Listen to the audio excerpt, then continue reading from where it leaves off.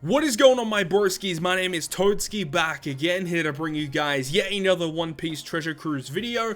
In today's video, we're finally getting around to putting together the zero stamina difficulty version of the Black Blade Training Island. Now, I know many of you guys have been asking about this already, and I honestly wanted to take my time with this. I wanted to actually wait until the second part of the Sugo Fest came around so I could summon for the new Pudding character, and then try and utilize a team with the Charlotte Linlin and the Pudding character available in that Sugo Fest on a team and see if it is actually able to beat it. Lo and behold, of course it was able to beat it.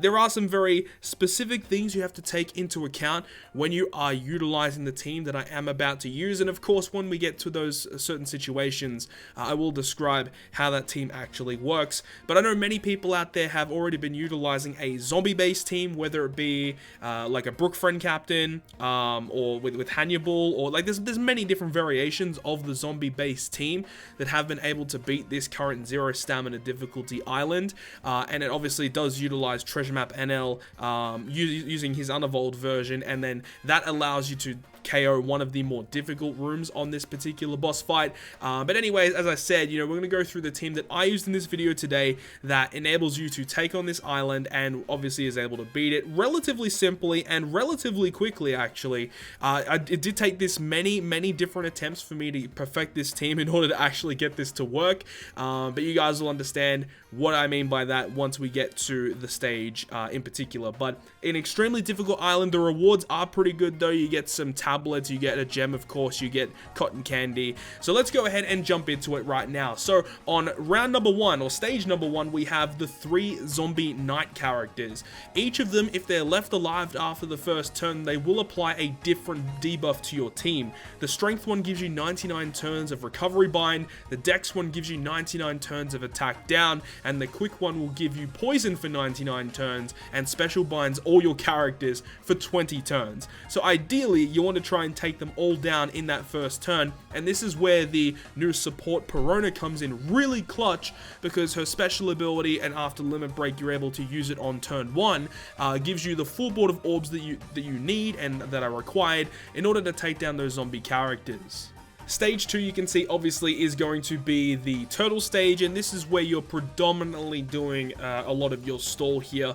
You want to try and get your specials ready to go before you reach that stage 3, because stage 3 is very annoying, utilizing the Perona ghosts, and those ghosts are really annoying. They do lots of annoying things, and they actually have like a decent amount of health. They have about 380,000. I did try and calculate it. It's definitely less than 400,000. It's just a tad less than 400k, but their preemptive attack, Perona will give the ghost characters 2 turns of immunity, 2 turns of special rewind to all of your crewmates, so your captains are unaffected, and they'll have 2 turns of rainbow shield % damage reduction. So with the health that they all have, on top of that having that % damage reduction, it is quite annoying. This is where Coliseum Katakuri comes in ridiculously clutch for not only giving our striker characters matching orbs, being our Big Mom and our Pudding character, but allowing us to get the guaranteed 2-turn delay means that they don't activate their negative debuffs.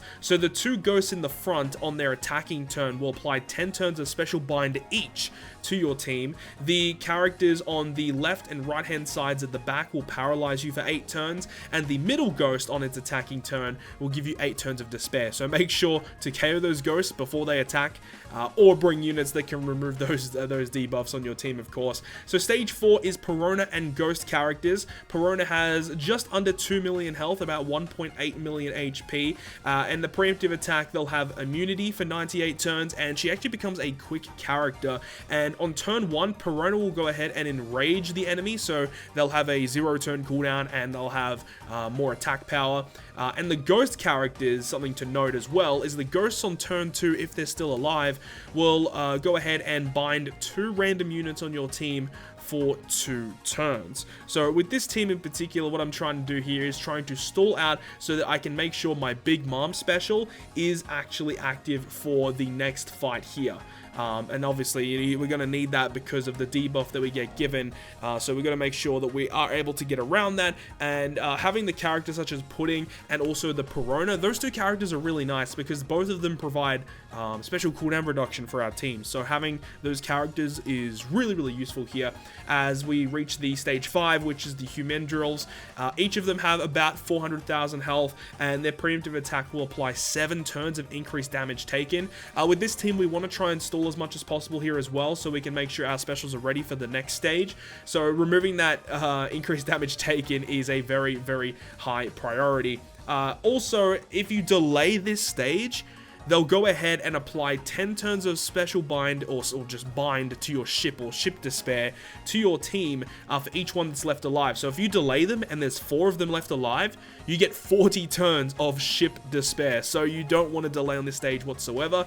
The thing is as well, there's another effect as well where if they take any damage on their attacking turn, they'll go ahead and apply 4 turns of despair to your team. It's really odd. They activate it at really weird positions. It seems like they activate it whenever they take any sort of damage, and then also when they're below 50% health, they will activate it again. It's a really odd special activation. I don't really understand it, but it is quite annoying getting despaired. You can't do any damage output.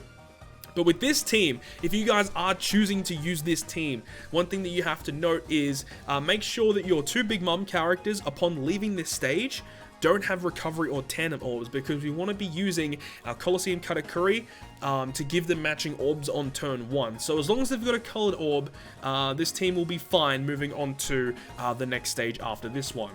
Now, another character that I haven't talked about on this team is the Cavendish. The only reason Cavendish is on this team is because of the final boss fight, and when we get to that final boss fight, you guys are going to completely understand what I mean about having Cavendish on this team being ridiculously useful. Like, legitimately the only character in Treasure Cruise that would fit in this position that can do what he can do. You need his ability because he works so well in tandem with that new support Perona, actually. Both of them work really well together. You get the guaranteed conditional boost and stuff. We'll talk about it once we get there. But we're nearly completed on this stage here with the human drill. You can see that he applies the despair to our team, and then for some reason he applies it again. I'm not really too sure. Maybe I got him under a certain health threshold, maybe under 30%, and then under 20% he does it again. Really odd. But anyways, after this stage, we move on to stage number 6. So stage 6 again is going to be another human drill, and this human drill has a lot of HP, about 3 million HP, and you can see he has a 4-hit perfect barrier, and that's really annoying, of course. So, you know, only your last couple of hits are going to be dealing damage here. But as I said, having those type orbs on Big Mom is quite important here. We want to use Katakuri special first, so we can get those matching orbs, of course, and then obviously Pudding is fine because she removes the burn that gets inflicted to our team. You can see that on the preemptive attack, 5 turns of burn is quite a lot, so we definitely want to get around that. And we can see that we've done a pretty good amount of damage here, and then after that first turn of attacks, then we want to activate our Big Mom special, because Big Mom, the way that she works, she gives you 3.5 times attack after you use the special ability for the next 3 turns. If we use Big Mom special on turn 1, then when we move on to the final boss fight, turn 1, Big Mom will not have that 3.5 times attack boost as the captain ability. So very important to attack first turn, then use the special, and then kill off the human drill. So now we move on to the final boss against MIHAWK, who's a Dex character who has just over 5 million HP. The preemptive attack, he has delay immunity, all poison immunity, 6 turns of attack down, or 4 turns of attack down is inflicted to your team, and also you get a full board of block orbs, and he becomes a strength unit. So obviously Big Mom being quick is going to be ideal here.